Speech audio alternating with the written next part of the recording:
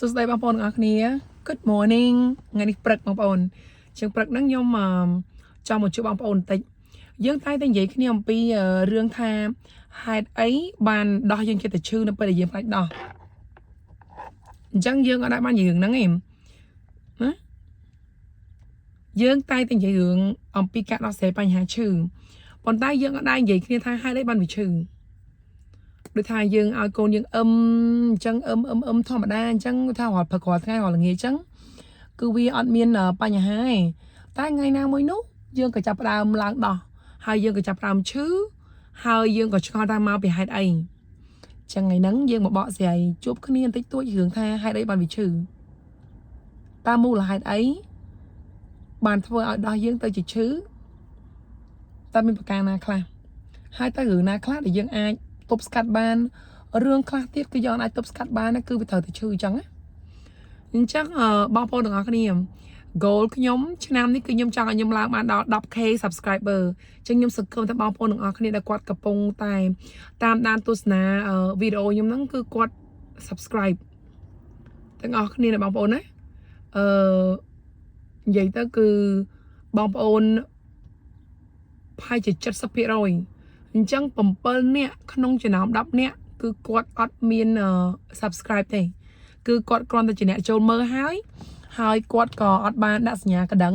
ដើម្បីទទួលបានវីដេអូថ្មីដែរអញ្ចឹងបងប្អូនដើម្បីឲ្យបងប្អូនបានវីដេអូថ្មីបងប្អូនកុំភ្លេចដាក់សញ្ញាកណ្ដឹងពេលណាដែលវីដេអូខ្ញុំចេញទៅគឺកណ្ដឹងហ្នឹងគឺវាលោតជាសញ្ញាប្រាប់បងប្អូនថាអូសុជាតាចាអ្នកគ្រូសុជាតាឬមួយក៏សុជាតាហ្នឹងគឺគាត់ចេញវីដេអូថ្មីឲ្យចូលមើលអញ្ចឹងណាហើយមួយទៀតកាលណាបងប្អូន subscribe គឺធ្វើឲ្យខ្ញុំនឹងមានកម្លាំងកាន់ធ្វើឡើងបានន័យថាឲ្យខ្ញុំនឹងដឹងថាអូវីដេអូខ្ញុំគឺវាមានប្រយោជន៍វាមិនអត់ប្រយោជន៍ទេចាវីដេអូខ្ញុំគឺអាចជួយមនុស្សបានអញ្ចឹងទី1គឺធ្វើឲ្យខ្ញុំមានកម្លាំងធ្វើទី2គឺធ្វើឲ្យ YouTube ហ្នឹងគឺរុញវីដេអូខ្ញុំកាន់តែច្រើនដល់អ្នកផ្សេងគឺជួយអ្នកផ្សេងបានកាន់តែច្រើនទេបងប្អូនណាអូខេអញ្ចឹងចូលដល់ចំណងជើងរបស់យើងគឺថ្ងៃនេះហេតុអីបានដោះយើងឈឺចាំបងប្អូនដោះឈឺគឺមាន2ទៅ3ប្រភេទទី1ដោះយើងឈឺគឺដោយសារតែការចាប់ផ្ដើមរីកលូតលាស់ដំបូងបំផុតនៃដោះបានន័យថានៅពេលដែលយើងទៅកើតកូនហើយគឺរាងកាយយើងដឹងថាយើងត្រូវការផលិតទឹកដោះអញ្ចឹងពេលដែលរាងកាយយើងត្រូវការផលិតទឹកដោះគឺដោះគឺវាត្រូវតែរីកធំចាអញ្ចឹងរបស់ដែលធ្លាប់តូចរបស់ដែលធ្លាប់រីករបស់ដែលធ្លាប់បំពេញដល់ពេលដែលនៅសុកដែលយើងផ្លុំពេទ្យប៉ោងអញ្ចឹងបងប្អូនឃើញពេលដែលយើងផ្លុំពេទ្យប៉ោងដំបូងពេទ្យប៉ោងវាស្ពេតដល់ពេលដែលយើងផ្លុំទៅគឺពេទ្យប៉ោងនឹងវារីកអញ្ចឹងពេទ្យប៉ោងវាអត់ចេះឈឺទេប៉ុន្តែយើងក៏ដឹងដែរតែកាលណារីកកាលណាតឹងកាលណាធំគឺកាលណាឡើងគឺវាឈឺអញ្ចឹងទី1គឺរាងកាយយើងនឹងគឺកំពុងតែប្រុងប្រៀបដើម្បីចិញ្ចឹមជីវិតមួយទៀតដែលយើងទៅតែបង្កើតមកអញ្ចឹងដោះធ្លាប់តែតូចទៅជាធំស្អីក៏ដោយបងប្អូនតែមានការប្រែប្រួលពីតូចទៅធំគឺវាឈឺហើយណាអាហ្នឹងគឺទី1ធ្វើឲ្យដោះយើងឈឺអូខេសំណួរបន្ទាប់តើអាដោះឈឺដោះឡើងរៀបឲ្យកូនហ្នឹងវាបញ្ហាអត់អាហ្នឹងគឺអត់មានបញ្ហាទេបងប្អូនអាហ្នឹងគឺឈឺមែនតែអត់មានបញ្ហាទេបានន័យថាវាគឺជារឿងដែលត្រូវកើតឡើងយើងកើតកូនយើងត្រូវឡើងដោះគឺរឿងធម្មជាតិអញ្ចឹងគឺវាឈឺតែវាមិនមែនជាបញ្ហាណាអូខេអាហ្នឹងគឺទី1ហេតុឲ្យបណ្ដោះយើងឈឺអាហ្នឹងក៏ប្រើស្ពៃក្តោបបានដែរបងប្អូនកុំភ្លេចមានដោះឈឺជាបញ្ហាដោះឈឺមិនជាបញ្ហាដោះឈឺបែបធម្មជាតិឬមួយក៏បែបមិនធម្មជាតិបងប្អូនអាចប្រើស្ពៃក្តោបបានទាំងអស់កុំភ្លេចចូលមើលវីដេអូស្ពៃក្តោបរបស់ខ្ញុំចាហើយបញ្ហាទី2មិនបានដោះយើងឈឺដោះយើងឈឺមួយទៀតគឺមកពីយើងអត់ឲ្យកូនបានទៀងទាត់ហើយអ្នកណាខ្លះដែលឲ្យកូនអត់បានទៀងទាត់គឺអ្នកដែលគាត់ត្រូវទៅធ្វើការឆ្ងាយឬមួយក៏អ្នកដែលគាត់ត្រូវទៅចូលរួមកម្មវិធី3ម៉ោង4ម៉ោង5ម៉ោងឆ្ងាយពីកូនអញ្ចឹងណាហើយវាអាស្រ័យលើកូនយើងតើកូនយើងធ្លាប់ប្រហែលម៉ោងម្ដងអញ្ចឹងរាងកាយយើងគឺវាឆ្លាតដែរបើសិនជាកូននឹងធ្លាប់3ម៉ោងម្ដងគឺតែ3ម៉ោងវា make sure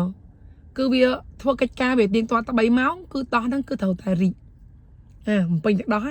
ហើយបើសិនជាយើងនឹងអត់មានឲ្យកូនទេទឹកដោះហ្នឹងវាតាណាបងប្អូនវាមិនចែលចាលនៅក្នុងដោះយើងឯងកាលណាវាចែលចាលក្នុងនោះវាមិនណែនវាមិនតឹងកាលណាឡើងតឹងដូចគេថាតឹងសឹងអាប្រេះតឹងសឹងអាបែកអញ្ចឹងឯងបងប្អូនតែតឹងគឺឈឺណាញ៉េអញ្ចឹងអាហ្នឹងគឺក៏មិនមែនជាបញ្ហាដែរ cứ đời xa thì dân tới ngay dân tới ca bóng ôn dân tới chỗ rung cam phải thi dân tới xa rồi nè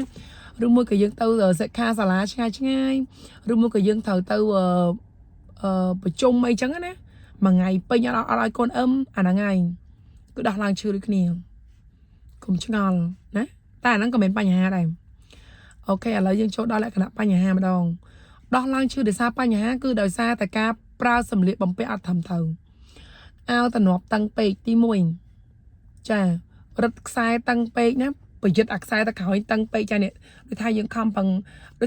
pe ao tận nộp này tăng ở lực đó cái nào lực đó tức cứ ai đừng sai nữa vì tăng lang pe sai tăng không phải cứ vì sọt thì vô tức đó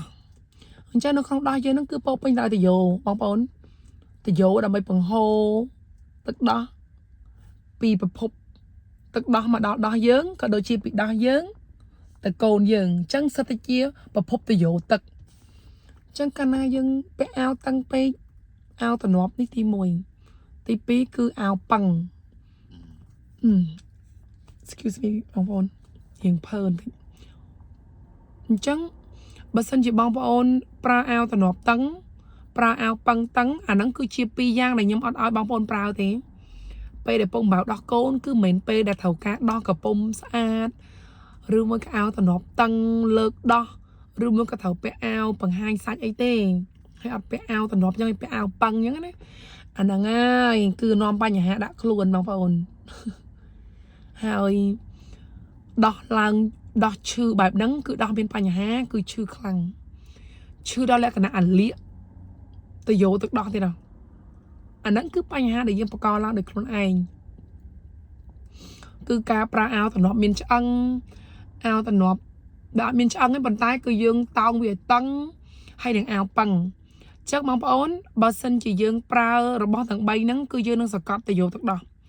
ចឹងបងប្អូននៅពេលដែលដោះយើងការងាររបស់គាត់គឺ3ម៉ោងត្រូវផលិតទឹកដោះពេញម្ដងខ្ញុំឧទាហរណ៍បើកូនយើង3ម៉ោងម្ដងហើយចឹងវាខំផងផលិតចាសង្វាក់នៃការផលិតទៅយកនៃការហូរចេញហូរចូលគឺមានរហូតចឹងកាលណាយើងប្រើអាវតំណប់តឹងអាវប៉ឹងតឹងឬមួយក៏អាវតំណប់មានដែកគឺវាបានបង្អាក់សង្វាក់នៃការធ្វើការបដោះចឹងគឺធ្វើឲ្យដោះហ្នឹងគឺឈឺឈប់ដំណើរការគឺធ្វើឲ្យឈឺអញ្ចឹងគឺធ្វើឲ្យយើងនឹងក៏អត់ស្រួលនឹងខ្លួនទេមិនត្រឹមតែឈឺទេគឺឡើងលក្ខណៈក្តៅខ្លួនទៀតតែកាលណាវាស្ទះវាស្តុបវាបង្អាក់គឺវាឈឺចាប់អញ្ចឹងដោះដែលយើងពាក់អាវតំណប់តឹងពាក់អាវតំណប់មានដែកហើយក៏ដូចជាពាក់អាវប៉ឹងគឺឈឺជើងដោះឡើង